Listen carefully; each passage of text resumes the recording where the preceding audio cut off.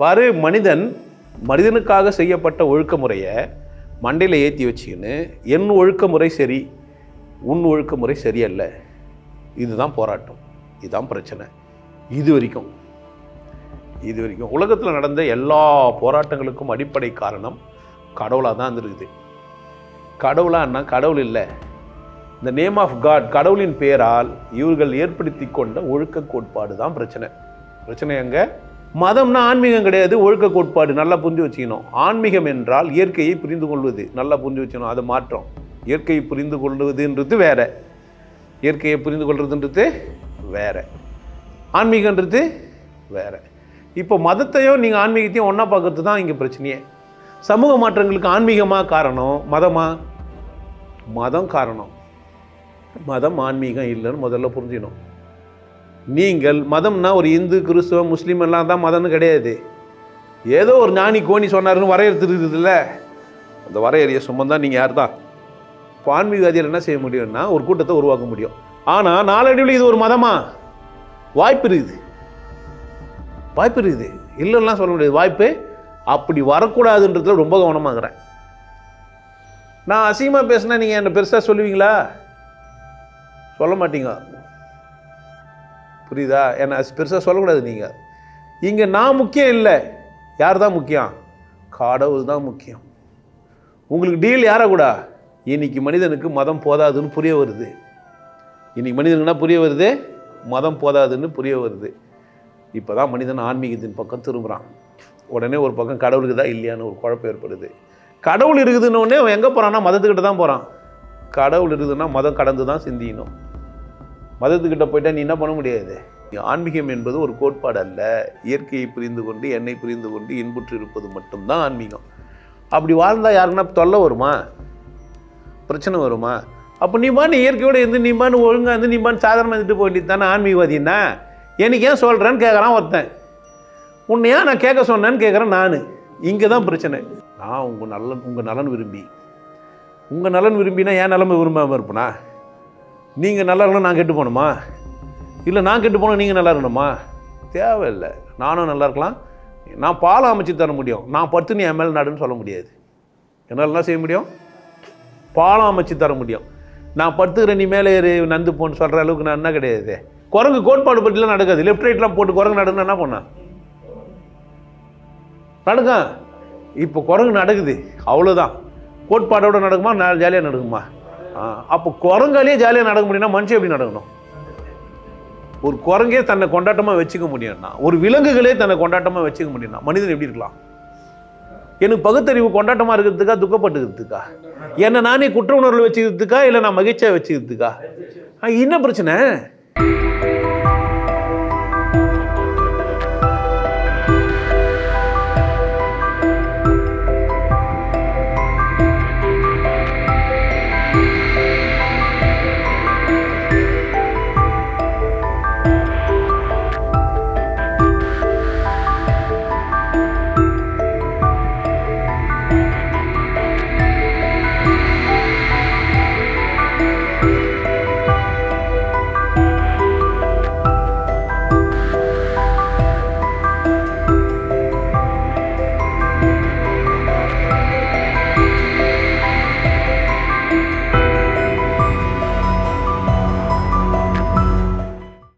ஆன்மீக வாழ்க்கை சமூகத்திலிருந்து மாறுபட்டது, மதத்திலிருந்து மாறுபட்டது.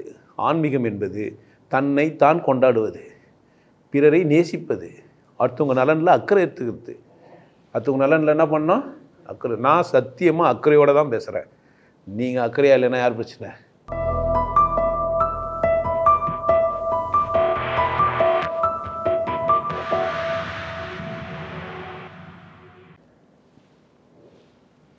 ஆன்மீகமும் சமூக மாற்றமும். நான் என்ன பண்ணேன் அப்படின்னு கேட்டால், இந்த சமூகத்தில் ஒரு மனிதன். இந்த சமூகத்தில் நான் ஒரு மனிதன். குழந்தைய பிறந்து வாழ்ந்துன்னு வரேன். இங்கே வர வார்த்தைங்கள்லாம் பேசினேன் அப்படின்னு போயின்னுக்கிறேன். இந்த மேடை பேசுகிறவங்களாம் பார்த்திங்கன்னா நாகரிகமாக பேசுவாங்க. மேடையில் கீழே வந்துட்டாங்கன்னா வேறு மாதிரி வல்கராகிடுவாங்க. நான் அது மாதிரி மனிதர்களை பார்த்துருக்குறேன். மேலே நல்லா இருப்பாங்க, கீழே வந்தால் ரொம்ப வல்கராகிடுவாங்க. நான் கீழே நல்லா இருந்து மேடை மேலே மோசமாயிடணும்னு நினைப்பில் வந்தவன் நான். எனக்கு ஏன் அப்படி கேட்டால் புனிதமான இடத்துலேருந்து எவன் பேசினாலுமே அது புனிதமாக ஆகிடுது. அது அந்த இடத்த வந்து இப்போ நம்ம அப்படி பார்க்குறோம். நல்லா அது மாதிரிலாம் நிறைய பேச்சாளர்கள் பேச்செல்லாம் கேட்டு மதிமயங்கியவன் நான். எனக்கு அந்த தென்கட்சிக்கோ சாமிநாதன் அந்த ரேடியோவில் பேசுவார் கதையாக சொல்லும்போது அதெல்லாம் ஈர்க்கப்பட்டவன் நான் நல்லா ஈர்க்கப்பட்டவன். மனிதர்களை பேசி ஏதாச்சும் மாற்ற முடியும்லாம். சினிமா எடுக்க தான் நான் படித்தேன். நான் படித்ததெல்லாம் சினிமா எடுக்கணும், டைரக்டர் ஆகணுன்ட்டு. நாங்கள் ஆன்மீகமும் சமூக மாற்றமும் பேசியானா உன்னை பற்றி சொல்கிறேன்னா பேசுகிறேன். ஆன்மீகம் சமூக மாற்றமும் பேசுறதுக்கு எனக்கு தகுதிக்குதுன்னு சொல்ல வரேன். சமூகம் பேசுறதுக்கு என்னால் முடியாதுன்னா நான் சமூகத்துலேருந்து வந்தேன். நான் சமூகத்தோட ஒரு பிரதிபலிப்பு தான். அப்போ நான் நினைக்கிறேன் மனிதர்கள்லாம் சந்தோஷமாக அப்படி 2002 விடுதலை அடைஞ்சு கடவுள் புரிஞ்சுக்கிறேன். நான் நிறைய பிரச்சனைகள்லாம் சந்திச்சு சமூகத்தில் நம்ம பாதிக்கப்பட்ட உடனே கடவுள் இப்படி தான் இருக்குதுன்னு ஒரு முடிவுக்கு வரேன். கடவுள் இருக்குது இல்லைன்ற குழப்பம், நிறைய கவிதை அது இதுன்ட்டு 2002 நான் வந்துட்டேன்னா வந்துடல. நான் ரொம்ப காலத்துக்கு முன்னாடியே 10வது 84 படிக்கும்போது சித்தர் கோவை அந்த சித்தர் பாடல்கள்லாம் இருக்கும். அதெல்லாம் பல முறை படித்து பார்த்தேன். நான் சிவவாக்கியம் மட்டுமே எனக்கு பிடிச்சிருந்து நிறைய வாட்டி படிச்சுக்கிறேன். ஒரு முறையெல்லாம் இல்லை. பைபிளோ குரானோ இதெல்லாம் படிச்சுன்னே தான் இருக்குது வேலை. தமிழ்படுத்தப்பட்ட குரான், தமிழ்படுத்தப்பட்ட பைபிள், அம்மா ஆங்கிலத்துலேயும் கூட படித்தேன் பைபிளில். அதில் வந்து மோசஸ் பற்றி எல்லாம் மோசஸ் ஒரு 4 புக்கு எழுதினாருன்றதெல்லாம் படிச்சிருக்கிறேன். நான் மதமாற்ற கும்பல்கிட்டலாம் சிக்கியும் இருக்கிறேன். இல்லைன்னா சொல்ல முடியாது. ஏன்னா சமூகத்தில் ஒரு மாதிரியான ஆளுங்களை குறி வச்சு தாக்குவாங்க. இது மாதிரி பல இடத்துங்களுக்கெல்லாம் போய் கடவுள் பற்றின தேடுதல்லாம் வந்துருக்கிறேன். ஸோ ஆன்மீகமும் எனக்கு தெரியும் கடவுள் பற்றி பேசுறதுனால. சமூக மாற்றமும் ஆன்மீகமும் இல்லை ஆன்மீகத்தினால் ஏற்படும் சமூக மாற்றம் எப்படின்னா நீங்கள் வச்சுக்கலாம். நான் என்ன செய்கிறேன், எல்லா மதத்துலேயும் இருக்கிற குற்றங்கள் எல்லாம் சொல்கிறேன். எல்லா மதத்துலேயும் இதில் காலில் பேண்டவர்னு ஒருத்தன் தான். எவன்லாம் கேட்காதீங்க காலையில் பேண்டவன் அவன். அது என்ன பண்ணுறானுங்கன்னா அவனுக்கு பணத்தை வச்சு கும்பிடுறது ஒரு வேலையை வச்சுருக்காங்க. நிறைய பணத்தை வச்சு கும்பிட்றாங்க. அங்கங்கே பார்த்துருக்கலாம். நீங்கள் பணங்களை வச்சு கும்பிட்றத பார்த்துக்கிட்டீங்களா? சமாதி என்ற பேரில் பணங்களை வச்சு சாமி கும்பிட்டு வைப்பாங்க. அது மாதிரி கும்பிடுவாங்க. அவங்க ஒரு சடங்கு இதெல்லாம். இந்த சைவ அசைவ பிரச்சனை ரொம்ப பெரிய பிரச்சனை இந்த நாட்டில், இந்த உலகத்திலேயே கூட சொல்லலாம். நிறைய பேருக்கு வந்து சைவ அசைவன்றது ஒரு பெரிய சைவ அசைவம்னா சாப்பாட்டில் நினச்சிட்டானுங்க. ஆனால் உண்மையிலேயே சைவ அசைவம் வேறுன்னு அவ்வளோ புரிஞ்சுக்கினேன் நான். அப்படி நான் பேசும்போது எல்லா மதத்தையும் பேசும்போது ஒருத்தர் பேசுகிறவனு கட் பண்ணி என்ன பண்ணிட்டானுங்க, எவன் பலகீனமானவன் எவன் வெறி பிடிச்சவன் நினச்சி அவனுக்கு பேரில் போட்டாக்கா என்ன ஆகும்னு சொல்லி இருந்தாலும் அசிங்கமாக பேசுகிறாரு. அசிங்கமாலாம் நான் பேசுறதே இல்லை. ஓத்தா அம்மா தான் இவ்வளோ தான் பேசுகிறேன் நான். இதெல்லாம் வந்து அசிங்கமான வார்த்தைங்கன்னு சொன்னுக்கிறாங்க. ஓத்தான்னா ஒத்திசை கொட்டத்து திரும்பவும் சொல்கிறேன். ஓத்தானா ஒத்திசை கொள் அப்படின்னு அர்த்தம். இது வந்து பார்த்தான் கூட இவருக்கு வையாபுரி பேசிக்கிறார். பாவமாகுது. வையாபுரி வந்து திருந்த வேண்டிய நல்லவனா நான். அவர் திருந்த மாட்டார் பாவம். இன்னும் பண்ணாது அவர் பிரச்சனை. அவர் எப்படின்னா வாழ்கிற உரிமையோடு அவர் இருக்கிறார். அம்மன் எழுத்து அவருக்கு பிடிச்சிருக்குது. எனக்கும் நல்லா இருக்குது. பேர் சொல்லி பேசினுக்குது. தமாசா இருக்குது. ஒரு விளையாட்டு. என்னை நீதிமன்றத்தில் சந்திச்சாராம்மா. சந்தோஷம். அப்போ நான் அது பேசும்போது அது கட் பண்ணி கொடுத்து சிறைச்சாலை வரைக்கும் போயிட்டு வந்தவன் நான். அதனால் ஆன்மீகம் எவ்வளோ தூரம் பாதிப்பை ஏற்படுத்துதுன்ட்டு. இங்கே பிரச்சனை என்னான்னு கேட்டிங்கன்னா, நான் சிறைச்சாலையில் இருக்கும்போது ஒரு புக்கை படித்தேன். காஷ்மீர் பற்றின. எதை பற்றின புக்கை படித்தேன்னா காஷ்மீர். அங்கே பண்டிட்டுங்க இருந்துருக்குறாங்க. அங்கே யார் இருந்துக்கிறாங்க? பண்டிட்டுங்க இருந்துக்கிறாங்க. உங்களுக்கு தெரியும் பண்டிட்னா ஒரு குறிப்பிட்ட ஒரு சமூகத்தினர் கடவுள் பற்றி பேசுகிறவங்க பண்டிதர்கள் பண்டிட்டுங்கெல்லாம் சொன்னுக்கிறாங்க. நம்ம ஜவஹர்லால் நேருன்னா பண்டிட் ஜவஹர்லால் நேரு. அந்த காஷ்மீரில் முதல்ல என்ன பண்ணுறாங்க, மத பிரச்சாரம் பண்ணி ஒரு தடவை பேசி மதங்கள் தான் முதல்ல உள்ளே போய் அங்கே பிரிவினையை ஏற்படுத்துது. காஷ்மீர்காரங்களுக்கு என்ன பிரச்சனைனா காஷ்மீர் தனி நாடுன்றது அவங்க பிரச்சனை. பாகிஸ்தான் என்னாடுன்னு சொல்கிறதுல அது முனைப்பாக செயல்படுது. இந்தியா என்னாடுன்னு சொல்கிறதுல அது முனைப்பாக செயல்படுதுன்னெலாம் போய் அங்கேருந்து ஒரு சிங்கு வந்து வெள்ளைக்காரர் இருக்கும்போது போக முடியாதுலாம். இங்கே வெள்ளைக்காரங்க வந்து ஒருங்கிணைந்த இந்த இந்தியாவை உருவாக்கும் போது ஆளாளுக்கு பிரிச்சினாங்க. பாகிஸ்தான் தனியாக இது. இந்தியா பிரிக்கும் போது இந்தியாவுக்குள்ளவே வந்து ஹைதராபாத்தில் வேறு மாதிரி தான் இருந்தது. சர்தார் வல்லபாய் பட்டேல் தான் உள்ளே போய் சண்டை போட்டு அதை போராடி அது இந்தியாவாக மாற்றினார். அப்போது நேரு இல்லாத காலத்தில் தான். நேரு வந்து நான் வந்து நேர்மையின் உச்சம்ன்ற மாதிரிலாம் பேசியிருந்தார். சண்டைலாம் போட பண்ணார். சர்தார் வல்லபாய் இந்தியாவின் இரும்பு மனிதர் அப்படிலாம் சொல்லுவாங்க. எல்லை காந்தி எல்லாம் பேசுவார். எல்லை காந்தி அவர் தானே?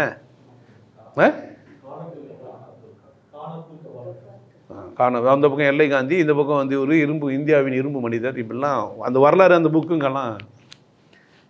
ஏன்னா ஆன்மீகம் அரசியல் சமூகம் என்னடான்னா ஒரு பெரிய குழப்படியாக இருக்கும்.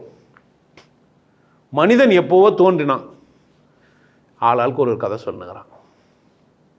ஆளாளுக்கு நான் சொல்லுங்கிறான் கதை சொல்லுங்கிறான். பெருவெடிப்பு, கடவுள் இப்படி தோன்றுச்சு அப்படி தோன்றுச்சின்னு பல கதைங்களை பல பேர் பலவிதமாக சொல்லி நம்ம கேள்விப்பட்டுனுக்கிறோம். ஆன்மீக வாழ்க்கை எங்கே ஆரம்பிச்சது அப்படின்னு கேட்டிங்கன்னா, விலங்காக இருந்த மனிதன் மனிதனாக திருந்தும்போது அவனுக்குள்ளே ஏற்பட்ட மாற்றம் இருக்குதுல்ல, அதுதான் ஆன்மீகம்.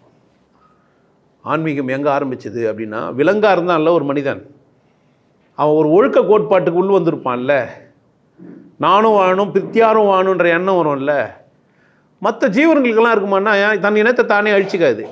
சிங்கம் பார்த்தீங்கன்னா சிங்கத்தை போய் சண்டை போட்டு, ஏதோ ஒரு ஓநாய் வந்து ஒரு சிங்கத்தை தாக்குச்சுன்னா இன்னொரு சிங்கம் போய் என்ன பண்ணுவாங்க, அந்த ஓநாயை வந்து தடுக்கும். ஓநாய்கள்லாம் கூட்டமாகவே தான் வரும் தாக்குறது அப்படின்னா. மனிதனும் என் பிறரா வாழ்ந்துனுங்கிறான்னா கூட்டம் கூட்டமாக தான் வாழ்கிற தகுதியோடு தாங்கிறான். ஆனால் மனிதன்கிட்ட என்ன பிரச்சனைன்னு கேட்டிங்கன்னா, ஒரு கூட்டத்தை இன்னொரு கூட்டத்தை தாக்கிக்கிறதுல ரொம்ப கெட்டிக்காரன். ரொம்ப காலமாக இதை செஞ்சுனுங்கிறான். இப்போ இல்லை, எந்த காலத்துலேருந்தே, காட்டுவாசிகளாக இருந்த காலத்துலேருந்தே ஒரு கூட்டம் ஒரு கூட்டத்தை அடிமைப்படுத்தும், ஒரு கூட்டத்தும் சிறந்ததுன்னு சொல்லிக்கிட்டோம். கூட்டத்துக்கு ஒரு தலைவர் பெரிய ஆளாக இருப்பார், அவர் அடிமைட்டார்னா மற்றவங்களாம் அடிமைன்னு வர ஆயிரத்தெல்லாம் இருக்கும். அப்படியே தான் வாழ்ந்து ராஜாங்கெல்லாம் வந்தானுங்க. ராஜாங்கெல்லாம் உருவாக்கி ராஜாங்கமாகி எல்லைங்கள்லாம் பிரிச்சுன்னு, இது ஏன் காடு, அதுவும் காடு, இது ஏன் இடம், இதுவும் இடம்லாம் மாறி, ஒரு பக்கம் தனியாக மனிதர்கள் வாழ்ந்து வளர்ந்து வளமையானவர்கள் சிந்திக்க தெரிஞ்சவர்கள்லாம் போனது போக, இயற்கையை புரிந்து கொண்ட மனிதன் ஆன்மீகவாதி. ஆன்மீகவாதினா யார் அப்படின்னு கேட்டிங்கன்னா, அன்றும் இன்றும் என்றும் இலக்கணம் மாறாமல் இருக்கணும்னா, என்றும் இலக்கணம் மாறாமல் இருக்கணும்னா, ஆன்மீகவாதிக்கு ஒரு இலக்கணம் கொடுக்கணும்னா யார் அப்படின்னு கேட்டிங்கன்னா, இயற்கையை புரிந்து கொண்டவர்கள். அதுதான் ஆன்மீகவாதின்னா. என்ன புரிஞ்சுக்கணும் நீங்கள் அதை? இன்றைக்கும் அந்த டெஃபினிஷன் மாறாது. மற்றபடி ஆன்மீகத்துக்கு டெஃபினிஷன் மாறும், இந்த டெஃபினிஷன் மட்டும் மாறாது. இயற்கை புரிந்து கொண்டவர்னா இன்றைக்கும் இயற்கை புரிந்து கொண்டவன். இன்றைக்கி நான் இருக்கிறேன் கடவுள் தெரிஞ்சவன், இயற்கை புரிந்து கொண்டவன். நான் ஒரு ஆன்மீகவாதினா எதனால் அப்படின்னா, இயற்கை புரிந்து கொண்டவன். புத்தர் இருந்தார், இல்லை அதுக்கு முன்னாடி வேறு யாரும் இருந்தாங்க, இல்லை யாரெல்லாம் ஆன்மீகவாதி நீங்கள் சொல்கிறீங்களோ எல்லாமே யார் தான்? ஒரு நபி இருந்தார்னா இயற்கை புரிந்து கொண்டவர். புத்தர் இருந்தால் யார்? இயற்கை புரிந்து கொண்டவர். இயேசுன்னா யார்? ஒரு இயற்கை புரிந்து கொண்டவர். இல்லை அந்த பக்கம் பார்த்தீங்கன்னா யூத மதங்கள்லாம் சொல்லுங்கிறாங்களே, யூதம் வந்து நிறைய மதங்களை உருவாக்கம் தான் சொல்லுங்கிறோம். யூதர்கள் அப்படின்னு பார்த்தாக்கா அவங்களும் யார் தான்? இயற்கை புரிந்து கொண்டோம். மின்னலை பார்க்குறான், மழையை பார்க்குறான், இயற்கை எந்தெந்த சீசன்லாம் மாறுதுன்னெலாம் பார்க்குறான். இதெல்லாம் புரிஞ்சின உடனே அதை வழி நடத்துறதுக்கு அவங்ககிட்ட போய் நம்ம ஆலோசனை கேட்போம். ஏன்? இயற்கை புரிந்து கொண்ட மனிதனுக்கு என்ன தெரியும்? எப்போ மழை வரும், இயற்கை சீற்றங்களோட பின்னணின்னா, கால மாற்றங்கள்லாம் எப்போ போய் ஏற்படும்னு யாருக்கு தெரியும்? அப்போ அவர்கிட்ட நம்ம போய் என்ன பண்ணுவோம்? ஆலோசனை கேட்போம். ஏன்? அவருக்கு என்ன தெரியும்? இந்த மரம் இப்போ பழுக்கும், இயற்கை புரிஞ்சு வச்சுக்கிறாரு அவர். மாங்காய் இப்போ பழுக்கும், இந்த சீசனில் இது வரும். இன்றைக்கும் கூட யார் அப்படின்னா தெளிவாக இருக்கிறவங்க தான். இயற்கையை புரிந்து கொண்டவர்கள், உடலை புரிந்து கொண்டவர்கள், மனித மனதை புரிந்து கொண்டவர்கள் அப்படின்லாம் ஒரு கூட்டமாக இருக்கும்போது, இந்த புரிந்து கொண்ட மனிதர்கள் நூல்களை வகுக்க ஆரம்பிக்கிறாங்க, நூல்களை எழுதுகிறாங்க. கடவுள் பற்றின நூல். இந்த 10 கட்டளையிட்ட மோசஸ் யார் அப்படின்னு கேட்டிங்கன்னா, யூத மதங்களுக்கு அடிப்படையாக இருக்கிறவர் அவர் தான். அவர் ஆதி ஆகமும், யாத்திராகமும், லேவி ஆகும், என்ன ஆகமும் அப்படிலாம் ஒரு 4 புக்கு அவர் தான் எழுதுகிறார் பைபிளில். இந்த பக்கம்லாம் இருந்தாங்கன்னா அந்தந்த கூட்டத்துக்கு ஒருத்தர் இருந்துக்கிறாங்க. யாரும் இல்லாமலாம் இல்லை. வேதங்கள்லாம் சாஸ்திரங்கள்லாம் எழுதப்பட்டதெல்லாம் யாருன்னா அபித்தான். இந்த பக்கம் வால்மீகின்னு ஒருத்தர் இருந்துக்கிறாரு, அவர் எழுதுகிறாரு. வியாசர்னு ஒருத்தர் இருந்துக்கிறாரு, எழுதுகிறாரு. நிறைய வேத நூல்கள்லாம் எழுதப்பட்டிருக்குது. நீங்கள் வந்து பைபிள் மட்டும்தான் எழுதப்பட்டிருக்குதெல்லாம் கிடையாது. இருக்கிறதுலே ரொம்ப பழமையான நூல் பைபிள் அப்படி தான் சொல்கிறாங்க. அது பழைய ஏற்பாடு தான் அப்படின்னு சொல்கிறாங்கன்னா, அவர்கள் வந்து அதை என்ன பண்ணிக்கிறாங்கன்னா, ஓலையில் அல்லது மாட்டுத்தோலில் எழுதி வைக்கிற பழக்கம் அவங்கக்கிட்ட இருந்துருக்குது. இங்கே என்னடான்னா எழுதி வைக்கிற பழக்கம் இல்லை, செவி வழியாகவே கடத்துறது. மனப்பாடமாக 4 வரியை பண்ணி பேசி என்ன பண்ணுறது, செவி வழியாகவே கற்றுறது. தொல்காப்பியம் ரொம்ப காலத்துக்கு முன்னாடி இப்போ நூல் அப்படின்னு சொன்னாலும், தொல்காப்பியத்துக்கு முன்னாடி நூல் இருந்தது அப்படின்றத தொல்காப்பியரே சொல்வார். என்மானார் புலவர் அப்படின்லாம் சொல்லியிருப்பார். இப்போ அதுக்கு முன்னாடி இந்த நூல்கள், இந்த தமிழன் தன் நூல்களெல்லாம் இழந்துட்டானா? ஆமாம் இழந்துட்டான். பாதுகாத்தானா? பாதுகாக்கலை. இன்றைக்குமே பாதுகாக்கிறானா? கிடையாது. ஏன் அப்படின்னு கேட்டிங்கன்னா, தமிழனை ஆட்சி செஞ்சதை விட தமிழ் இல்லாதவர்கள்லாம் தமிழர்களை ஆட்சி செஞ்சாங்கன்றது மாதிரி ஆயிடுச்சு. அப்போ தமிழர்கள்லாம் இல்லையானா இருந்துருக்குறாங்க. சேர சோழ பாண்டியர்கள்லாம் இருந்தாங்க அப்படிலாம் வரலாறுலாம் நம்ம படிக்கிறோம். ஆன்மீகம் அப்படின்னும் போது இங்கெல்லாம் வராங்களான்னா இவங்கெல்லாம் வராங்க. ஆன்மீகத்தில் எல்லாரும் வராங்க. ஆன்மீகத்தில் என்ன நடக்குது அப்படின்னு கேட்டிங்கன்னா, ஒரு ஒழுக்குமுறைகளை ஆளாளுக்கு கண்டுபிடிக்கிறாங்க. ஒரு ஒழுக்கம் சொல்கிறேன். மத நூல்கள்லாம் என்ன நூல்கள்னா மனித ஒழுக்கத்துக்கான நூல்கள். மத நூல்கள்லாம் என்ன நூல்கள்? மனித ஒழுக்கத்துக்கு இப்படி வாழலாம், இப்படி வாழக்கூடாது, இப்படி சேவிச்சிக்கலாம், கடவுள் இப்படி கும்பிடணும், இந்த மந்திரம் சொல்லணும், மழைக்கு ஒரு கடவுள் இருக்கிறாரு, காட்டுக்கு ஒரு கடவுள் இருக்கிறாரு, முல்லை நிலத்துக்கு ஒரு கடவுள் இருக்கிறாரு, பாலை நிலத்துக்கு ஒரு கடவுள் இருக்கிறாரு. தமிழன் தன் வந்து திணைகளை சொல்லி வச்சு திணைக்கு ஒரு கடவுளும் சொல்லி வச்சு கும்பிட்டுன்னு இருக்கிறான். கடவுளா தெய்வமானா தெய்வம். கடவுள் புரிஞ்சுக்கிறாங்கன்னா நிறைய பேர் கடவுள் புரிஞ்சுக்கிறாங்கன்னா இல்லை. கடவுள் சூன்யம் வெட்ட வெளின்றதெல்லாம் சைவம் வரும்போது தான் புரிஞ்சுது. எங்கே தான் புரிஞ்சுது? சைவ சித்தாந்தம் புரிஞ்சுது. இந்த கிளையாக சொன்னதெல்லாம் வைணவம், கணபாத்தியம், சாக்தம், 6 கிளை மதங்கள்லாம் நான் பேசியிருப்பேன். உள்ளே போய் நீங்கள் அதெல்லாம் பார்த்துக்கலாம். அப்போது ஆன்மீகம் என்றது என்னன்னா, மனிதன் வாழ்வதற்கு எப்படி வாழலான்றதுக்கான ஒரு கட்டமைப்பு முறைக்கு பேர் என்ன? மதம். இப்படி தான் கட்டாயம் வாழணும் போது அது மதம் வெறி கொண்டதாக மாறுது. 2வது, நான் தான் சரின்னும் போது இன்னும் மோசமான நிலைமைக்கு அது உந்தப்படுது.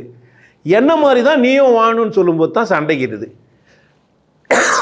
அப்போ தான் என்ன ஆகுது? பிரச்சனைங்க வளருது.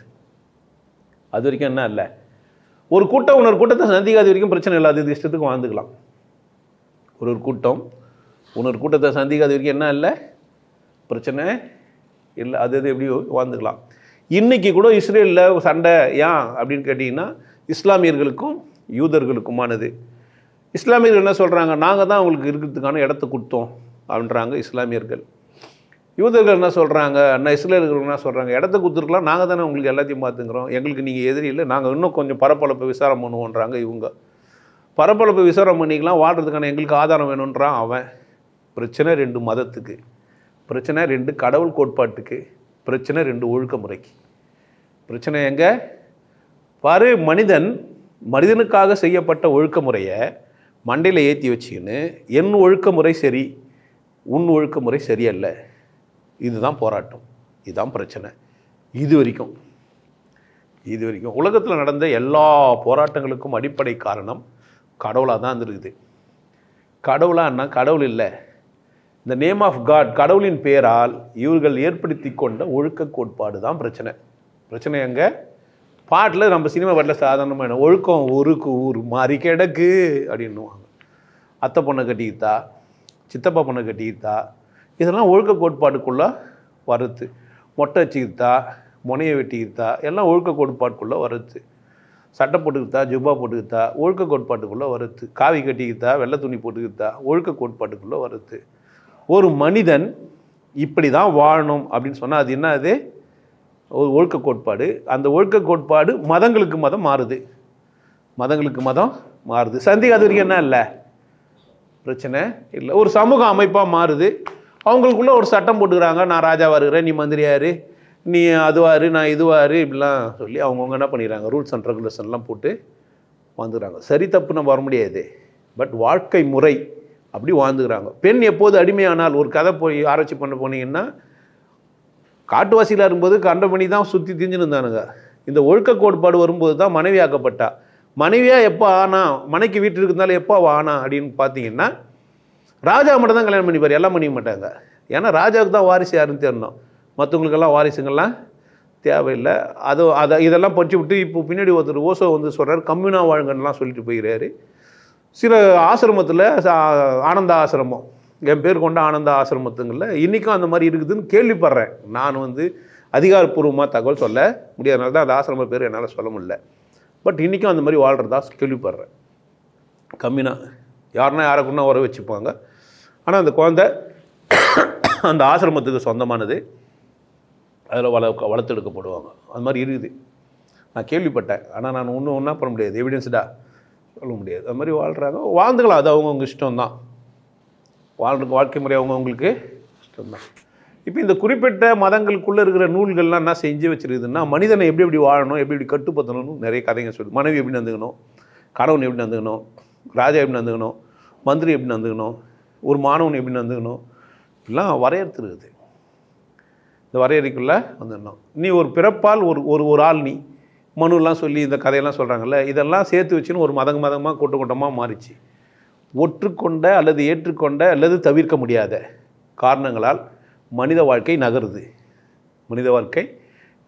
இது ஆன்மீகமயமானதான்னா கிடையாது. ஆன்மீகத்துக்கு இதுக்கும் சம்மந்தமே இல்லை. சமூக அமைப்பு இப்படி உருவாயிருக்குது, இதை ஆன்மீகம்னு சொல்லிக்கிறாங்க. மதம் அது என்ன கிடையாது, மதம்னா ஆன்மீகம் கிடையாது, ஒழுக்க கோட்பாடு. நல்லா புரிஞ்சு வச்சுக்கணும். ஆன்மீகம் என்றால் இயற்கையை புரிந்து கொள்வது, நல்லா புரிஞ்சு வச்சுக்கணும். அதை மாற்றம். இயற்கையை புரிந்து கொள்வதுன்றது வேற, இயற்கையை புரிந்து கொள்வதுன்றது வேற. ஆன்மீகன்றது வேறு. இப்போ மதத்தையும் நீங்கள் ஆன்மீகத்தையும் ஒன்றா பார்க்கறது தான் இங்கே பிரச்சனையே. அப்போ நிறைய பேர் பின்னாடி வந்தவங்களாம் மதம் என்னும் பேய் பிடியாது இருக்க வேண்டும், இப்படிலாம் பல விஷயங்கள்லாம் பின்னாடி சொல்கிறதெல்லாம் நீங்கள் பார்க்கலாம். நிறைய பிரச்சனைகளெல்லாம் நீங்கள் பின்னாடி பேசுகிறதெல்லாம் பார்க்கலாம். இப்போ இங்கே சமூக மாற்றத்துக்கு மதம் காரணம், ஆனால் சொல்லிக்கிறது ஆன்மீக போர்வை. பூசப்பட்ட முலாம் எதுலேருந்து? ஆன்மீகத்துலேருந்து. ஒருத்தர் பட்டை வச்சுக்கணும், ஒருத்தர் நாமம் போட்டுக்கணும். எப்போன்னா நம்ம ஒருத்தருக்கு ஒருத்தர் சந்திக்கும் போது ஒத்துக்கிற பட்சத்தில் ஒருத்தர் அட்ஜஸ்ட்மெண்ட் ஆகிடுறோம். ஒத்துக்காத பட்சத்தில் பல விதத்தில் ஒத்துக்கணும். எதனால்? சண்டை போட்டோம், எதிர்கொள்ள முடியாதனால ஒத்துக்கணும், நல்லா இருந்தது ஒத்துக்கணும், பல காரணங்கள்னால தேவைப்பட்டது ஒத்துக்கணும், கம்ஃபர்டபுளாக இருக்குது ஒத்துக்கணும். வெள்ளைக்காரன் நம்மளை இங்கிலீஷ் பேச சொல்லி அடிக்கவே இல்லை, ஆனால் நம்ம என்ன பண்ணுறான்? ஏன் இங்கிலீஷ் பேசுகிறோம்? அச்சானா டெய்லியும் வந்து அடிச்சு இவங்க சொல்லியிருந்தானே என் மொழியை தான் பேசணும் சொன்னானா? ஏன் கற்றுக்குனீங்க? உங்கள் தேவை நிறைவேற்றத்துக்கு அது பயன்படுது, அப்படி தானே? அவன் கண்டுபிடிப்பு கருவிகள்லாம் வந்துட்டு போயிருக்கு. அப்போது இந்த சமூகத்துக்குள்ளே இந்த மத கோட்பாடுகள் எல்லாத்தையும் எதிராக மாற்றுச்சின்னு கேட்டிங்கன்னா அறிவியல் மாற்றுச்சு. அறிவால் கண்டுபிடிக்கப்பட்ட கண்டுபிடிப்புகள் என்னவா மாறிச்சு? வண்டி இழுத்தும் போகிறவன் வேறு, உட்காந்தும் போகிறவன் வேறு இருந்தது. குதிரை மாட்டினோடனே குதிரை இழுத்துச்சு, இப்போ 2 பேரும் உட்காந்து போகலாம். அப்போவும் குதிரை ஓட்டுறதுக்கு ஒரு ஆள் வேணும். ஃப்ளைட்டே நீ கண்டுபிடி, ஆனால் அதை ஓட்டுறதுக்கு பைலட்டு வேணும். நல்லா புரிஞ்சு வச்சுக்கணும். ஆனால் வண்டி இழுக்கும்போது ஒரு மனிதருக்கு மரியாதை இல்லை. பைலட் ஆகிட்டாருன்னா பயனை விட யாருக்கு மதிப்பு அதிகம்? பைலட்டுக்கு. மாட்டு வண்டிக்காருக்கு, மாட்டு வண்டியில் நான் பயணம் பண்ணும்போது மாட்டு வண்டி ஓட்டுற விசேஷமானவரா, உட்காந்து போகிற நான் விசேஷமானவனா? ஓட்டுற விசேஷமானவர் கிடையாது. மாட்டு வண்டியில் உட்காந்து போனவர் விசேஷமானவர், ஃப்ளைட்டில் பைலட் விசேஷமானவர். ஏன்? மாட்டு வண்டியை என்னாலையும் ஓட்ட முடியும், ஃப்ளைட்டை. அப்போ மனிதன் இயலாமைக்கு அல்லது முடியாமல் இருந்தான்னா முடியக்கூடிய வேலையை செய்கிறவன், முடியக்கூடாத வேலை செய்கிறவன். இப்போ மாடு ஈஸியாக இருந்து நம்ம நினச்சிக்கணும், ஆனால் மாடு ஓட்டுறதும் கஷ்டம்தான். மாட்டு வண்டி எல்லாராலையும் ஓட்ட முடியாது, ஓட்டி பார்த்தா தான் தெரியும். ஆனால் அந்த ஓட்டுறவர் அவர் மதிக்கலை, நம்ம பலகீனமானவங்கன்னு நினச்சிருந்தார். பைலட்டு சொல்ல, பைலட் நீ பலகீனமானவர் சொல்லு. ஒருத்தர் ஃப்ளைட்டை விட்டு போயிட்டு இருக்கிறாரு, டயர்டாகுது, என்னால் ஓட்ட முடியாதுன்னு விட்டு போயிட்டு 2 மணி நேரம் லேட்டு.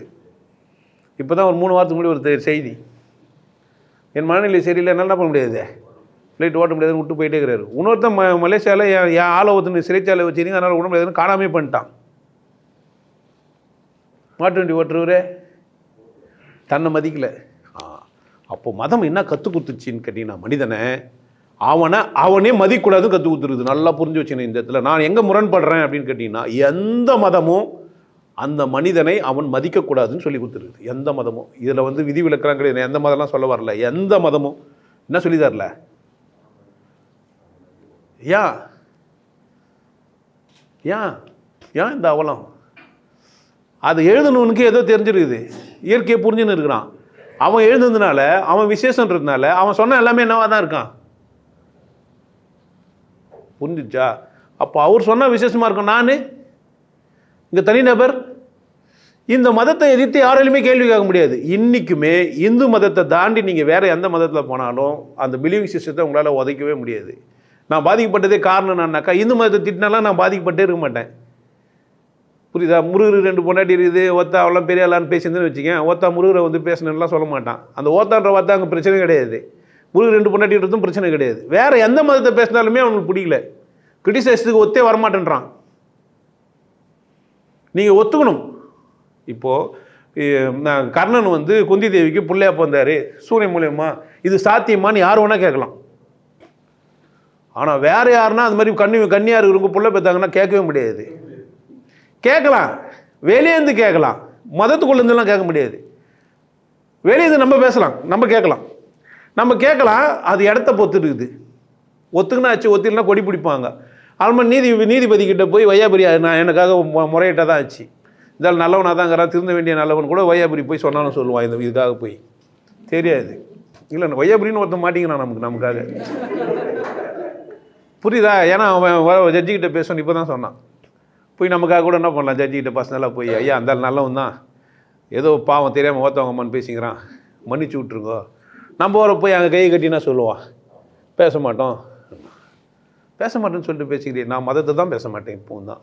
ஓத்த கெட்ட வார்த்தைலாம் கிடையாது. இருந்துன்னு போட்டோம். நம்ம சிங்கப்பூர் போனால் அது பேசலையே, நான் கூட்டம் தான் பேசுகிறேன், கூட்டம்லாம் பேசுறதில்லை.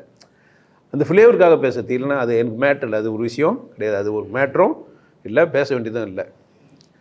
அப்போது என்ன ஆகுதுன்னா மதங்கள் உங்களை என்ன பண்ணி வச்சுருக்குதுன்னா சுயசிந்தனை இருக்கக்கூடாதுன்னு சொல்லுது. மதம் என்ன சொல்லுது? சுயசிந்தனை. ஒரு மனிதன் என்ன பண்ணக்கூடாது? சுயமாக சிந்திச்சு முடிவெடுக்கக்கூடாது. சுயமாக உனக்கு ஒரு கேள்வியும் எழும்பக்கூடாது. புரியுதா? புரியலன்னா உங்கள் பிரச்சனை. இது மதம், இது பேர் ஆன்மீகம் கிடையாது. அப்போ ஆன்மீகம் என்றால் என்ன? இது இல்லையான்னா இயற்கையை புரிஞ்சுக்கணும், என்னை புரிஞ்சுக்கணும், வாழ்க்கையை புரிஞ்சுக்கணும், நான் வாழ்ந்துட்டு போயிடணும். இது ஆன்மீகம். இதுதான். இது மதத்தில் இருக்குதான்னா மதத்தில் அங்கேயும் எங்கேயுமா சில இடத்துல தெளிவுபடுது. ஆனால் ஆன்மீகவாதிகள் பிறகுறாங்க, ஆன்மீகவாதிகள் பேசுகிறாங்க. இப்போ வள்ளுவன் ஒரு ஆன்மீகவாதியானா ஆமாம் ஆன்மீகவாதி தான். என்ன மனிதன் பேசுகிறான், மனிதன் எப்படி வாழணும்னு பேசுகிறான். இப்போ மனிதன் அவன் சிந்திக்கக்கூடாதுன்னு பேசுகிறான்னா நீயும் சிந்திக்கணும்னு பேசுகிறான். அதனால தான் கேள்வியும் சொல்கிறான். என்னான்ட்டு எப்பொருள் யார் யார்வாய் கேட்பினும்ன்றான். அப்போ ஏன் பேசக்கூட நீ என்ன பண்ணி தான் ஆகணும்? அனலைஸ் பண்ணு. கட்டுறதுனால ஆய பயன் என்னமோ படிச்சுட்டேன்றி, அதனால் என்ன பயன்? அதனால் ஒரு பயனும் இல்லை. வாழறிவான் நற்றார். இன்னைக்கு கருவிகளை பற்றின திறமைகள்லாம் தெரிஞ்சோன்னு நீ தான் பண்ணி ஆகணும், ஒத்துக்கிட்டு தான் ஆகணும். இல்லைன்னா என்ன பண்ண முடியாது? வாழ்க்கையில் நீ வெற்றி பெற முடியாது. வாழறிவான்னு அப்பே சொல்லிக்கிறான்ல, நாளைக்கு பைலட் வருவான்னு தெரியுமா என்ன அவனுக்கு? அப்போ ஏதோ தெரிஞ்சுக்குது அவனுக்கு. அப்போ திறமையானவங்களுக்கு நீ என்ன தான் பண்ணி ஆகணும்? ஏற்பின்னாது உலகு, அப்படித்தானே? தொழில்னாவே என்ன தான்? உழவு தான். அப்போ மற்ற தொழில் தெரியாத எனக்கு தெரியும், எது ஒன்றா வரலாம், சாப்பிடாமல் இருக்க முடியாது. நீ என்ன பண்ணாமல் இருக்க முடியாது? சாப்பிடாம. உழவு தொழில் தான், உழவுக்கும் தொழிலுக்கும் வந்தனை செய்வோம். அப்போது இது மாதிரி தெளிந்த ஞானத்தோடு சில மனிதர்கள் பிறகுறாங்க. இந்த பிறந்தாங்களா புரிஞ்சினாங்களான்னா தெளிவடைகிறான், யோசிக்கிறான், புரிஞ்சுக்கிறான். புரிதலின் உச்சத்துக்கு பேர் ஞானம். எதுக்கு பேர் ஞானம்? புரிதலின் உச்சம். புரிதலின் உச்சத்துக்கு போகிறான், தெளிவாகிறான். இந்த மனித சமூகத்துக்கு ஏதோ ஒன்று சொல்லிட்டு போகிறான். மதம் கிடையாது, மதம் கிடையாது. மதத்திலேயே இருக்கிற மாதிரி இருக்குது, மதவாதி மாதிரியே இருக்குது. சில பேர் பார்த்தா மதவாதி மாதிரியே இருக்கிறான். இல்லை, ஞானம் பேசிக்கிறான். மனிதன் நல்லா வாழணும், சிறப்பாக இருக்கணும், கொண்டாட்டமாக இருக்கணும், என்ன செய்யலாம்? மதங்கள் எல்லாமே கெட்டதுக்கு தான் செஞ்சுதானா? மதங்கள் எல்லாமே ஆரம்பத்தில் நல்லது மாதிரி இது. மனிதன் வளர்ச்சி அடையும் போது அது போதுமானதான் இல்லை. நல்லா புரிஞ்சிடணும். விலங்கா இருந்த மனிதனுக்கு மதம் ரொம்ப விசேஷம். விலங்கா இருந்த மனிதனுக்கு மதம் விசேஷம். வளர்ச்சி அடையும் போது அது போதுமானது இல்லை. உங்களுக்கு வேலி விசேஷம்தான். மரமாகும்போது இப்போ இந்த கார்பரேஷன்லாம் மரம் நட்டு போட்டு போகிறான், ஒரு வேலியை போட்டு போகிறான், ஆடு மாடு மேயக்கூடாதுன்ட்டு. அந்த வேலியை விட மரம் பெருசாகும் போது அந்த வேலியை அதுவே கிழிச்சிடும், இல்லை அதுக்குள்ளே இது இத்து போயிடும், இல்லைன்னா நம்மளே வெட்டி விடணும். இன்னும் கூட வச்சுன்னு அதுக்காக மரத்தை எடுத்துட்டிங்கன்னா வேலி முக்கியமாக மரம் முக்கியமா? மனிதன் முக்கியம், வேலி முக்கியம்னு பேசிக்கிறான். ஸோ எந்த மதத்தையும் இந்து மதத்தை கடந்து பேச முடியுது இல்லை.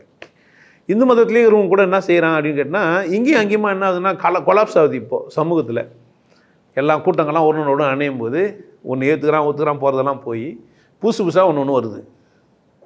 ரெண்டு பேர் 3 பேர் சேர்ந்து என்ன ஆகுது? புதுசாக வருது. அவன் ஒன்று புதுசாக கண்டுபிடிக்கிறான், பேசுகிறான். இதில் திருமூலர் ஒரு வித்தியாசமான மனிதர். கடவுள் புரிஞ்சுக்கிறார், வாக்கியை புரிஞ்சுக்கிறார், சமூகத்தை புரிஞ்சுக்கிறார், தந்திரங்களை புரிஞ்சுக்கிறார், கடவுளை அடையிறதுக்கு வழியை சொல்கிறார். அவர் தான் யோகம்னு ஒன்று போட்டு யோக சாதனையை சொல்கிறார். நியமமே எண்ணிலா ஆதனம், பிரணாயாமம், பிரித்தியலங்காரம், தாரணை, தியானம், சமாதி, இப்படிலாம் சொல்கிறார். இப்படிலாம் சொல்லி என்ன பண்ணுறாரு? புரிஞ்சுன்னு பேசுகிறாரு. வெளியாவது புக்காகவும் என்ன பண்ணுறாரு? போடுறாரு, எழுதி ஓலைச்சுவடியாக இருக்கும்போதே. அப்போ நிறைய புலவர்கள்லாம் எழுதுகிறாங்களா, நிறைய ஞானிகள் எழுதுகிறாங்களான்னா நிறைய ஞானிகள்லாம் ஆன்மீகத்தை வளர்க்குறாங்க. சமூகத்தோட போட்டி போட முடியல, அவங்களாலாம் பேசவும் முடியல. சமூகம் ஒரு சாக்கடை, என்ன பண்ண முடியாது, திருத்த முடியாது. அவசியம் நமக்கு இல்லை. எனக்காச்சு, ஈசனுக்காச்சு, கடவுளுக்காச்சு, எனக்காச்சு, உண்மைக்காச்சு. என் வாழ்க்கையை நான் என்ன பண்ணிட்டு போனான்? வாழ்ந்துட்டு போனான்ட்டு அவங்கவுங்க ஒரு பாதையை தேர்ந்தெடுத்துக்கிறான். அவன் இஷ்டமாக என்ன பண்ணிட்டு போகிறான்? வாழ்ந்துட்டு போகிறான். பார்த்துட்டு அதே மாதிரி வந்தால் நானும் ஆன்மீகவாதின்றான். இங்கே தான் பிரச்சனை. ஒருவர் அவருக்கு பிடித்த விதத்தில் ஒருத்தர் வாழ்ந்துட்டு போனார்னா அதே மாதிரி வாழ்றது தான் என்ன சொல்கிறான் இவன்? ஒருத்தர் கரிமீன் சாப்பிட மாட்டேன்றார். பார்க்குறாரு, விலங்குகளெல்லாம் பார்க்குறாரு, அது துடிக்குது, அது வாழுது, நல்லா இருக்குது. எனக்கு அரிசி சாதமே போதுமானது, கத்திரிக்காய் போதுமானது, நல்லா சந்தோஷமாகவும் இருக்குது. அப்புறமா நான் ஏன் ஆடு மாடு கோழி குதிரை பாம்பை சாப்பிடுவானே, எனக்கு அவசியம் இல்லைன்னு அவர் நினைக்கிறாரு. சாப்பிடவும் இல்லை. பார்த்துட்டு இவனும் சாப்பிடாமல் போயிட்டா நானும் ஆன்மீகவாதியை நீறான். இப்போ பிரச்சனை எங்கன்னு புரியுதான்னா, மீசையை வச்சுட்டா பாரதியா இல்லான்னு நினைக்கிறது. என்ன புரிஞ்சிக்கல? அவர் கடவுள் புரிஞ்சினார், இயற்கையை புரிஞ்சினார், வாழ்க்கையை புரிஞ்சினார். அவருக்கு போதுன்னு ஒரு எல்லையும் வகுத்துக்கினார். அது யாருது? அவருது. அவரை மாதிரி வாழ்கிறதுல ஆன்மீகம். ஆன்மீகம் என்றால் நான் எப்படி வாழணும்னா என்ன மாதிரி வாழணும். நான் யாரை மாதிரி வாழணும்? நான் என்ன மாதிரி. ஒரு 6 அடி உள்ள மனிதன் நடந்தான்னா அவனுக்கு ஏற்ற மாதிரி நடந்திருப்பான், ஒரு இலக்கு அடைஞ்சிருப்பான். நான் 5.8ன்னா நான் அதுக்கேற்ற மாதிரி தான் என் இலக்கு அடைய முடியும். அவன் எடுத்து வச்ச அடியே எடுத்து வச்சேன்னா நான் எங்கே இருக்க மாட்டேன். அவன் அடைஞ்ச இலக்கை என்னால் அடைஞ்சிருக்க முடியாது. அப்போ என் உயரத்தை, என்னுடைய பருமனை, என்னுடைய பலத்தை, என்னுடைய இதெல்லாம் நான் தெரிஞ்சினா தான் நான் என்ன பண்ண முடியும். இல்லைன்னா பண்ண முடியாது.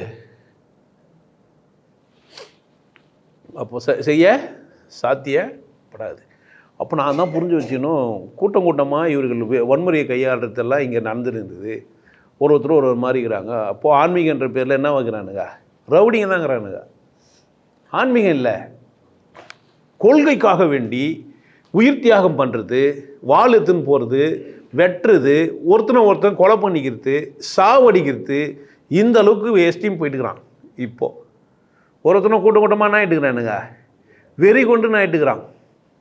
கடவுள் புரிஞ்சிக்க பார்க்கல. அவன் கொள்கைக்கு தப்புன்றான். ஒரு இடத்துல வளர்த்து எடுக்கிறாங்க. அவன் என்னை கேட்குறான், எங்கள் அம்மா விட, எங்கள் அப்பா விட, அவனை விட, இவனை விட அவர் யார் எனக்கு விசேஷமானவர். அவரை போய் தப்புன்னு சொல்கிறல்ல, கோபம் வருது அவனுக்கு. அவன் கோபத்தில் நியாயம் இருக்குது தானே செய்யுது. இருக்குதா இல்லையா? கோபத்தில் நியாயம் இருக்குதா? கோபத்தில் நியாயம் இருக்குதுன்னா அமைதியாயிட்டீங்க. அமைதியாயிட்டீங்க. ரொம்ப ரொம்ப இதுவாகிட்டுனா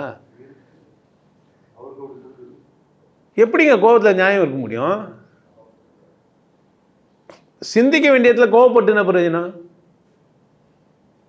வையாபுரி என்னை சிவான் கூப்பிட்டா, என் பேர் சிவா தானே, கோபம் பண்ணணுமா சிந்திக்கணுமா? சிவான் கூப்பிட்றாரு, எஸ் சொல்லணும். நான் சொல்லுங்க அப்படி தானே சொல்லணும். அப்படி சொல்லணுமா? ஏன்டா என்ன சிவான் கேட்கணும், உனக்கு கூப்பிட்றேன்னு சொல்லணுமா? எஸ் தானே சொல்லணும். என் பேர் சிவா தானே, என்னன்னு கூப்பிட்டாரு. அப்போ நான் என்ன சொல்லணும்?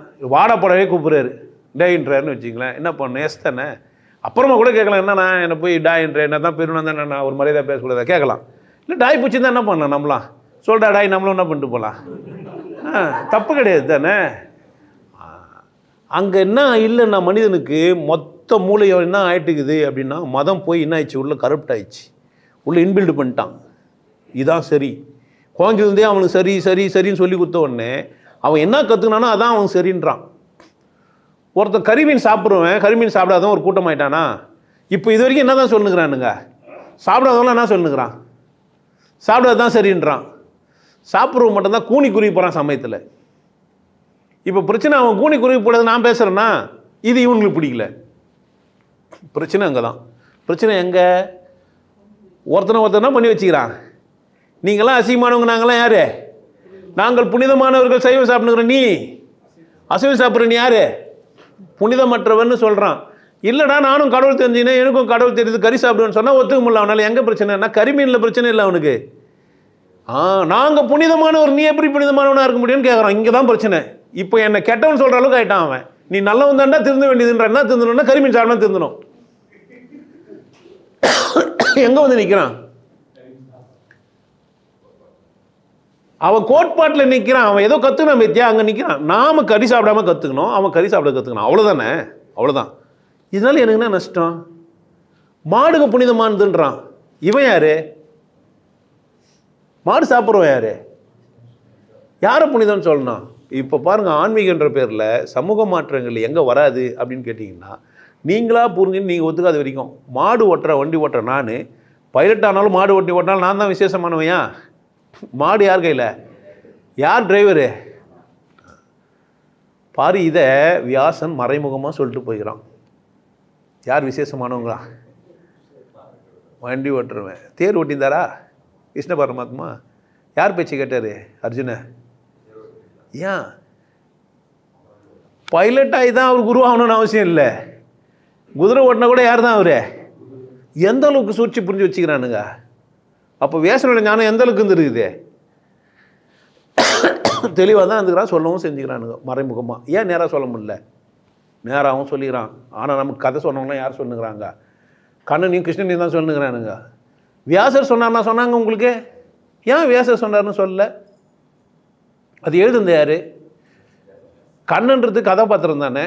இல்லை உண்மையாகவே நடந்திருந்தாலும் அது கதையாக மாற்றினது யார்? எனக்கு யார் சொன்னா? எங்கள் பாட்டி தானே எனக்கு சொன்னாங்க. பாட்டி சொன்னாங்கன்னு சொல்லணுமா, கண்ணன் சொன்னான்னு சொல்லணுமா?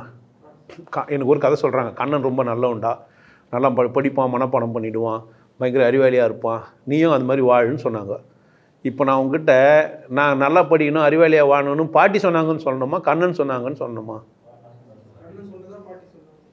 கண்ணனை உதாரணமாக வச்சு எங்கள் பாட்டி சொன்னாங்க. எங்கள் பாட்டி தான் என்ன சொன்னாங்க? என்ன நல்லா படி, நல்லா இருன்னு சொன்னாங்க. கண்ணன் சொன்னானா எங்கள் பாட்டி சொன்னாங்களா? இங்கெல்லாம் பாட்டியை சொல்கிற நீ, அங்கே மட்டும் ஏன் பாட்டியை சொல்ல மாட்டேன்ற? என்ன புரிஞ்சிச்சு? அப்போது ஆன்மீக போர்வையில் அசிங்கங்களை காலத்துக்கும் கடத்தினே வந்து இன்னும் சண்டையும் போரும் வன்முறையுமா தான் கருதுகிறோம். என்ன புரிஞ்சிக்கல? இயற்கையோ கடவுளையோ புரிஞ்சிக்கல. ஆன்மீகன்ற பேரில் ஏதோ ஒரு புக்கையும் நான் பணப்பாடத்தையும் நான் பாரம்பரியமாக வந்ததையும் தான் புரிஞ்சுக்கினேன். அப்படி தானே? வையாபுரி கண்ணன் ஒரு ஒரு ஒரு ஜாதியில் பிறந்திருப்பான், ஒரு மதத்தில் பிறந்திருப்பான், ஒரு ஒழுக்கத்தில் வளர்ந்துருப்பான். அவன் கற்றுக்கிட்டு தான் அவன் சரின்னு தான் சொல்லின்னு இருப்பான். ஏன்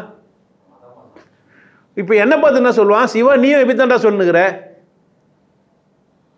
நீ அங்கே சாப்பிட்டதுனால நீ என்ன சொல்கிற? நீ சாப்பிட்றது சரின்ற நான் என்ன சொல்கிறேன்?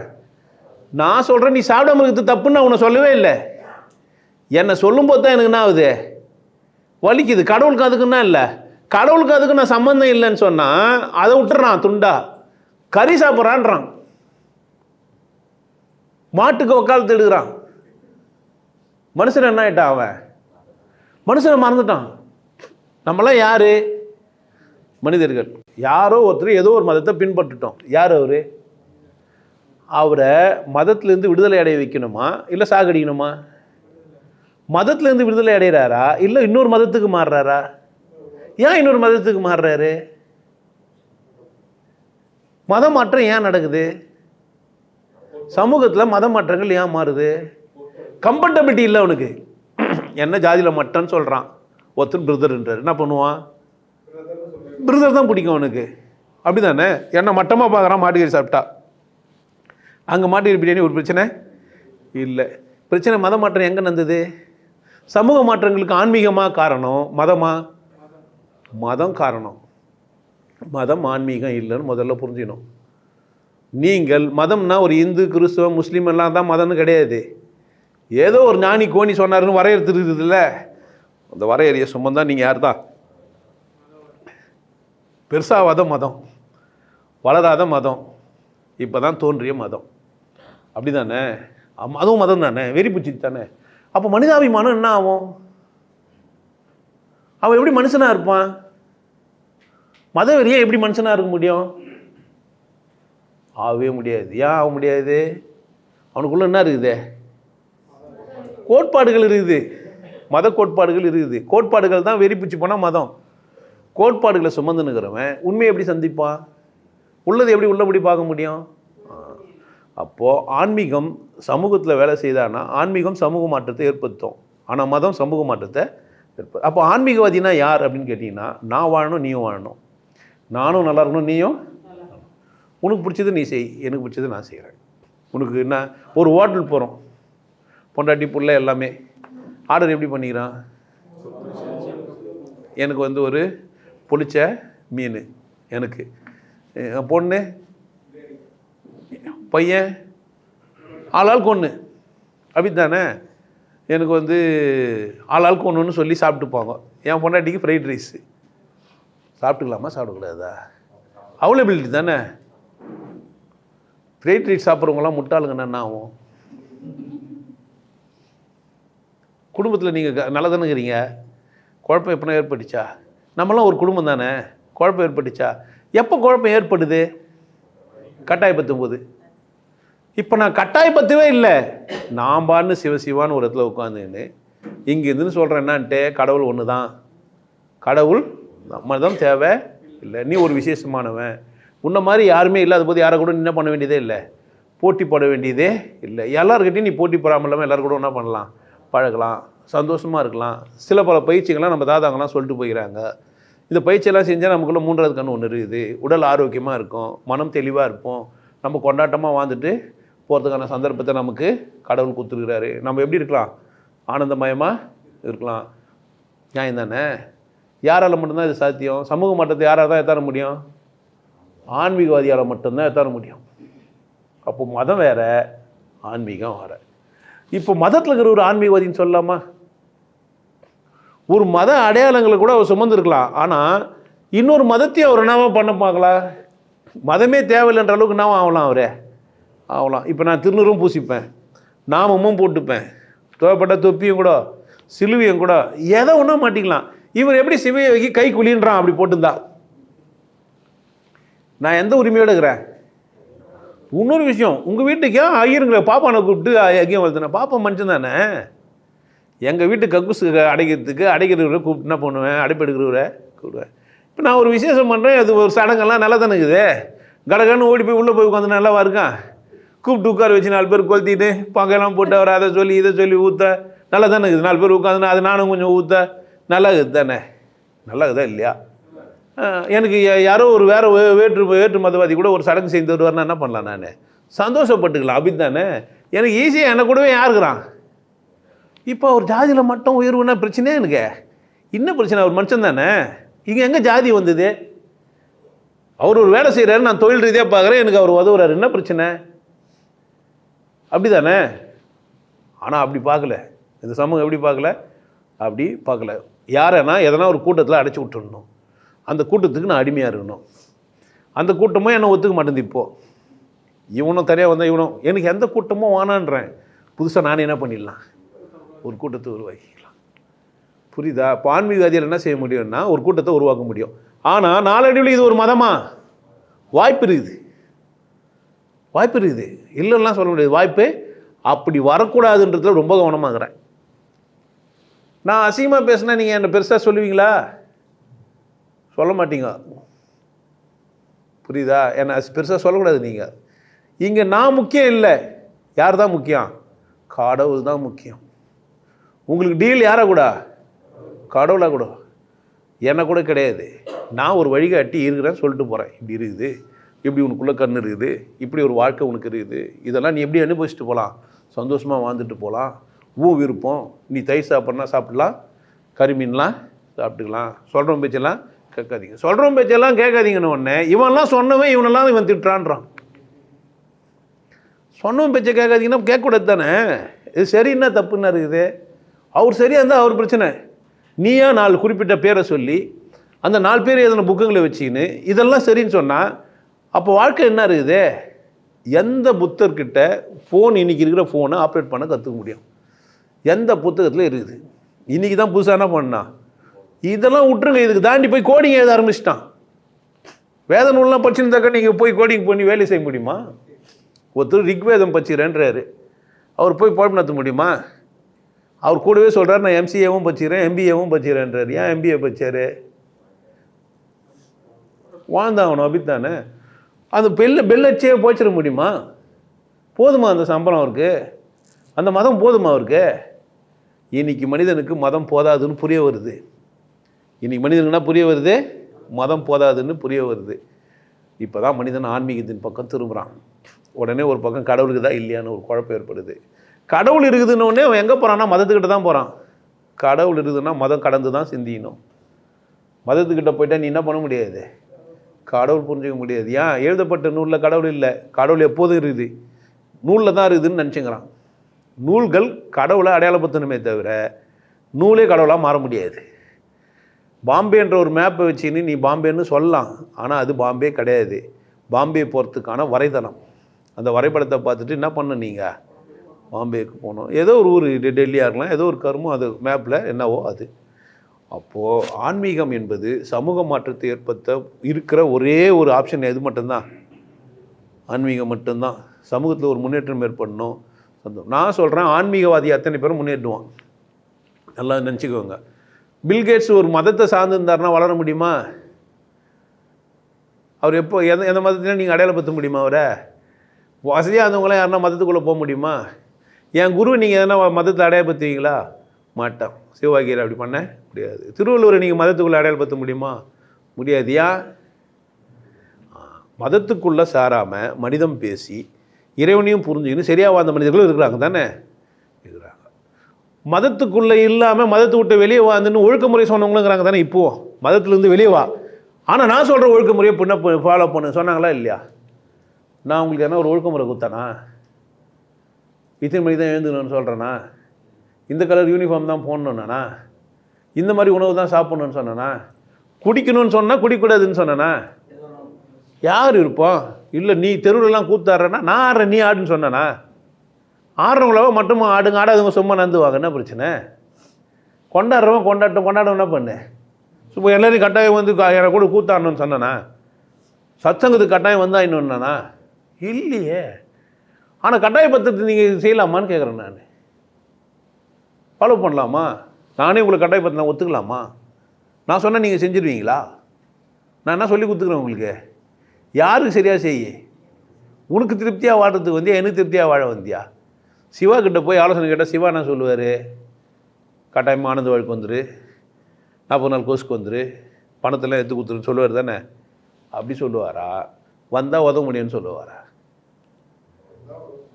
வரலண்ணா கட்டாயம் கிடையாது தானே? அப்படி தானே? ஒரு நாள் நடத்துகிற பாடத்தை ஒரு சத்சங்கத்தை நடத்த முடியுமா? ஏன் நான் இலவசமாக கொடுக்கணும்னு ஏன் எதிர்பார்க்கணும்? ஆன்மீகம்னா இலவசமா?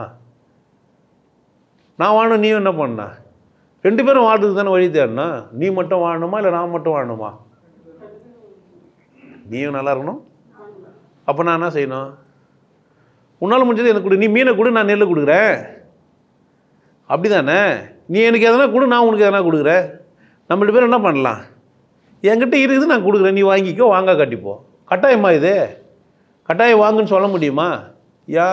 இப்போ என்ன ஆச்சுன்னா, மதவாதிகளாம் என்ன நினச்சிக்கிறாங்கன்னா, நான் அந்த மதத்தெல்லாம் கிரிட்டிசைஸ் பண்ணுறதுனால வசதியாக வரேன்னு நினச்சிக்கிறாங்க. மதத்தை கிரிட்டிசைஸ் பண்ண நல்லா வரேன் நான்?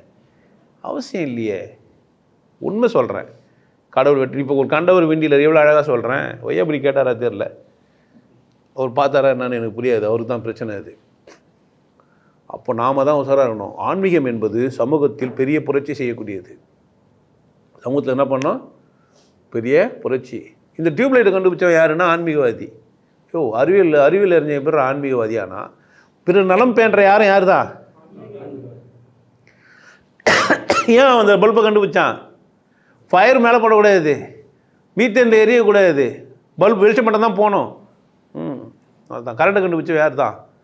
நீங்கள் ஆன்மீகவாதின்னா ஒரு மத அடையாளத்தோடு இருக்கிறவங்க ஆன்மீகவாதின்னு சொன்னால் யார் தப்பு? ஃப்ளைட் கண்டுபிடிச்சவன் ஆன்மீகவாதி. நம்மளை பாதுகாப்பாக எடுத்து போய் ஓட்டணும்னு நினைக்கிற பைலட்டு ஆன்மீகவாதி. நம்ம அங்கே இருக்கும்போது நமக்காக சேவை செய்கிற அந்த பணிப்பெண்கள் அல்லது பணியாளர்கள் ஆன்மீகவாதி. ஒரு வேலையை சிறப்பாக செஞ்சால், சரியாக செஞ்சால் அவர் யார்? அவரே.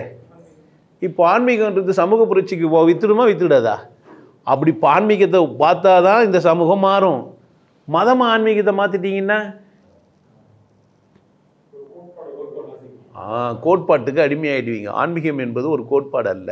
இயற்கையை புரிந்து கொண்டு, என்னை புரிந்து கொண்டு இன்புற்று இருப்பது மட்டும்தான் ஆன்மீகம். அப்படி வாழ்ந்தால் யாருன்னா தொல்லை வருமா?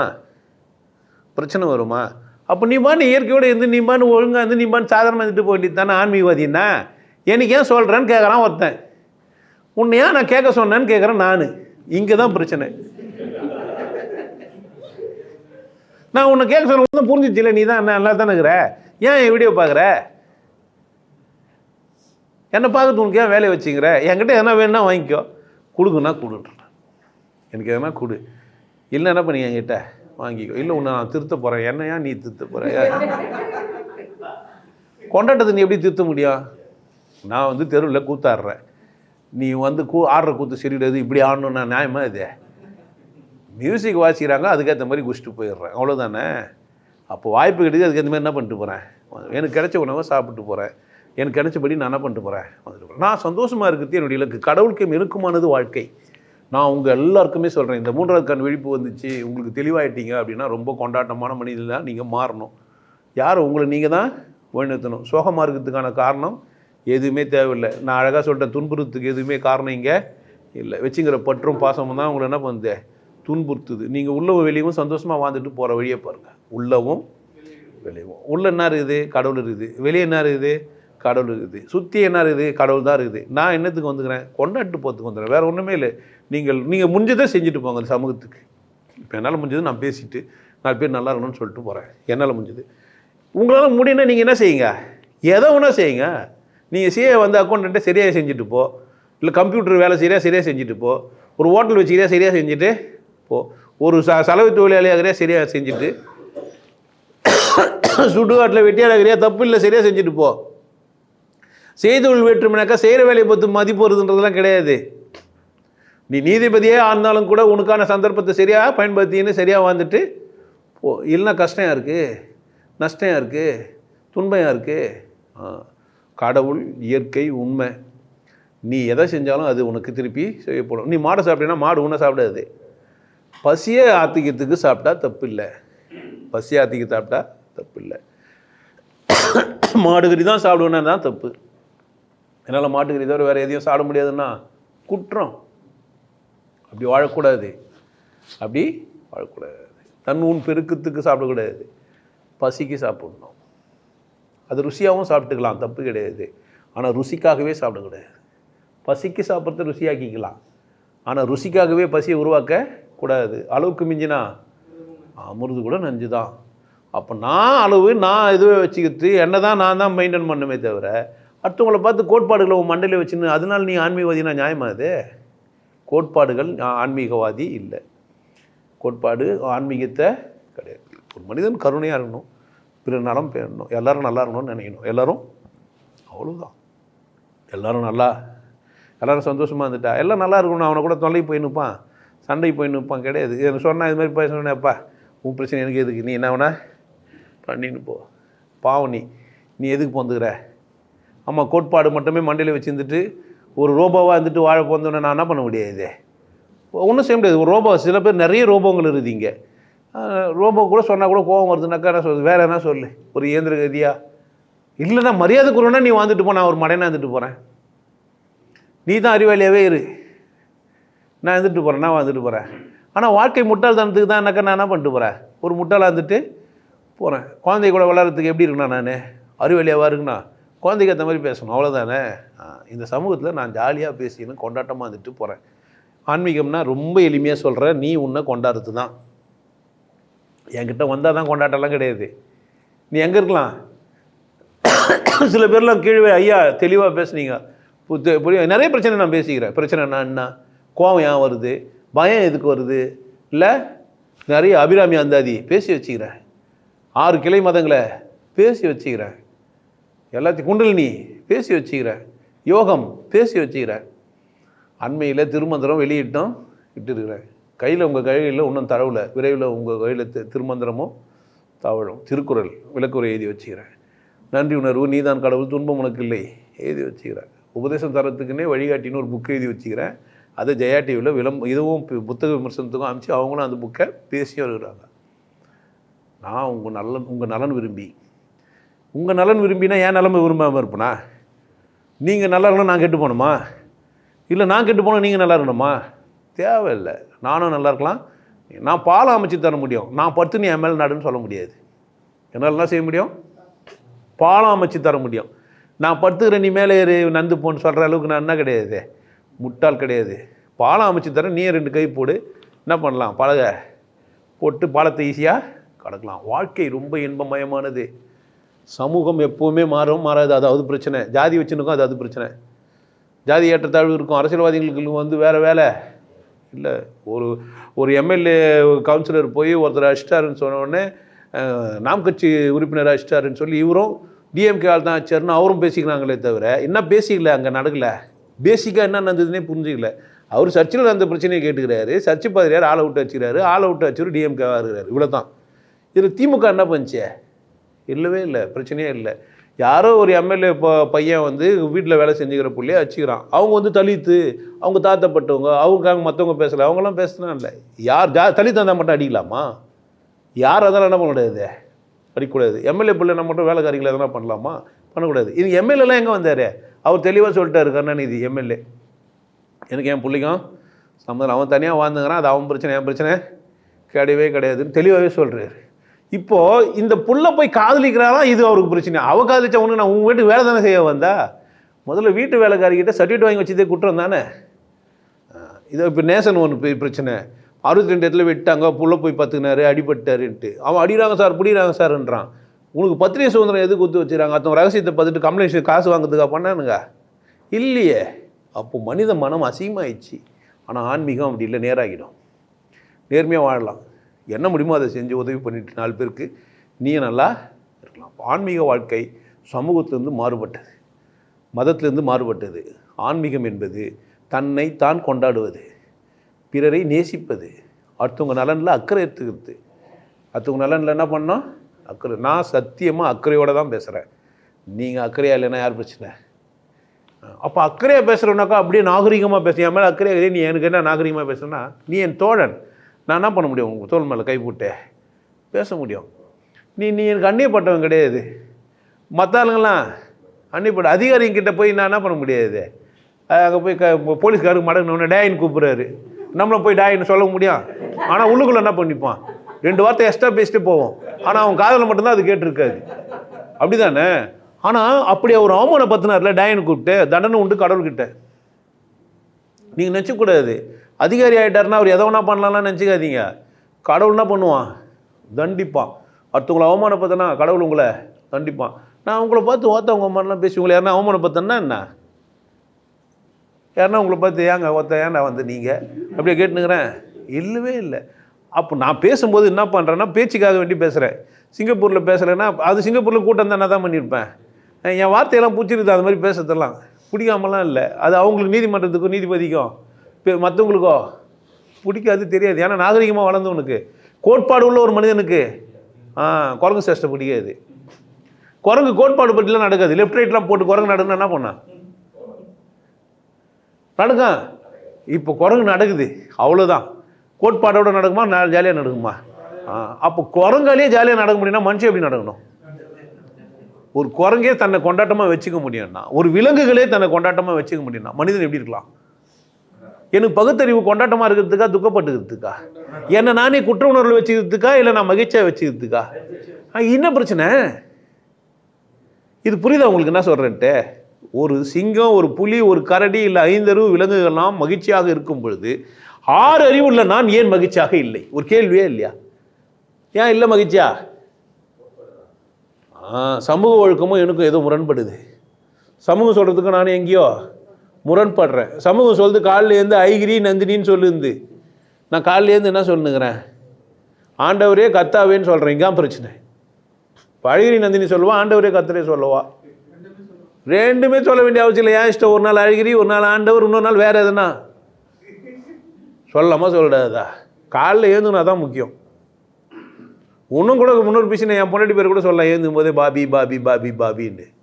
அப்படி தானே? அது என்னடா பாவி அவன் பொண்டாட்டி பேருனாக்கா காது சரியாக கேட்கலன்னு அர்த்தம். என்ன வேணா நம்ம என்ன பண்ணிக்கலாம்? யாரால? பகுத்தறிவு உள்ள மனிதன் எப்படி வாழலாம்? அடுத்தவங்களுக்கு தொல்லை இருக்கக்கூடாது, அவள் தானே? தொல்லையை நீயே ஆக்கிக்கினா யார் பிரச்சனைன்னு கேட்குறேன். ஏன்டா என்னை பார்த்து தொல்லையை ஆக்கிக்கிறேன்? உனக்கு தொல்லைன்னு தெரியும் போது என்ன பண்ணிடணும்? ரிமோட் யார் கையில்? சூட்சும கயிறு யார்கிட்ட? உங்ககிட்ட தானே. நீ எப்படி இரு, சந்தோஷமாக இரு. என்னை பார்த்து அவனுக்கு துக்கம் வருதுன்னா என்ன பண்ணாது? இன்னொரு வாட்டி பார்க்காத.